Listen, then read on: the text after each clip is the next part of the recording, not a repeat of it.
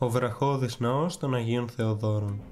Βόρεια της Αλεξανδρούπολης, στον δρόμο προς την κοινότητα του Άβαντα, στην πλαγιά του Ζωναίου Όρους, σχηματίζεται ένα πέρασμα που διασχίζει σήμερα η σιδηροδρομική γραμμή Κομοτηνής Αλεξανδρούπολης. Στην είσοδό του προβάλλει επιβλητικό ένα βυζαντινό φρούριο. Μετά από πορεία 5 χιλιόμετρων περίπου δίπλα στη σιδηροδρομική γραμμή, βρίσκεται το περίφημο σπήλαιο των Αγίων Θεοδόρων, που ήταν το καθολικό της Μονής. Βρισκόμαστε στο σπήλαιο των Αγίων Θεοδόρων. Είναι ένα σπήλαιο το οποίο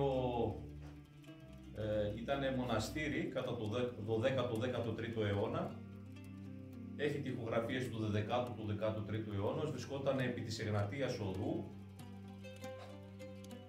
Σώζονται κάποιες σημαντικές παραστάσεις από αυτή την εποχή, όπως η Μεγάλη Δέηση εδώ με τον Χριστό, την Παναγία, τον Τίμιο Πρόδρομο και τους Αρχαγγέλους, πάνω ακριβώς από την ωραία πύλη του Ιερού Λίμματος. Κάποιες μορφές των Αγίων Αποστόλων στη δεύτερη ζώνη. Μία πάρα πολύ ωραία παράσταση της κοίμησης της Παναγίας στο νότιο πύλητος. Σε ένα πρώτο επίπεδο διαμορφώνεται μικρός χώρος ως πρόναος. Σε ψηλότερο επίπεδο βρίσκεται ο κυρίως ναός και το κτιστό τέμπλο. Η τείχη, το τέμπλο και τα τυχώματα του Ιερού Βήματος φέρουν πλούσια εικονογράφηση που χρονολογείται στα τέλη του 11ου και του 12ου αιώνα και ανήκει στη λεγόμενη μοναστική τεχνοτροπία. Η τέχνη τους αντανακλά τη μεγάλη παράδοση αγιογραφιών της Κωνσταντινούπολης, ενώ οι τοιχογραφίες της επιφάνειας του βράχου παραπέμπουν στις σπηλαιώδεις εκκλησίες της Καπαδοκίας.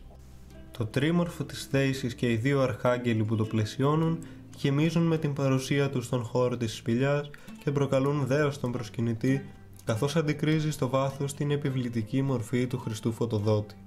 Η θεματική κυριαρχία των απεικονίσεων της Θεοτόκου, όπως η κοίμηση της Θεοτόκου στη νότια πλευρά της σπηλιάς, η εικόνα της ένθρονης Θεοτόκου που κρατά με τα δύο χέρια μπροστά στο στήθος της τον Χριστό και πλαισιώνεται από τους αρχαγγέλους Μιχαήλ και Γαβριήλ στη βόρεια πλευρά της σπηλιάς, καθώς και άλλες παραστάσεις, ενισχύει την άποψη ότι ο ναός ήταν αφιερωμένος αρχικά στην Παναγία.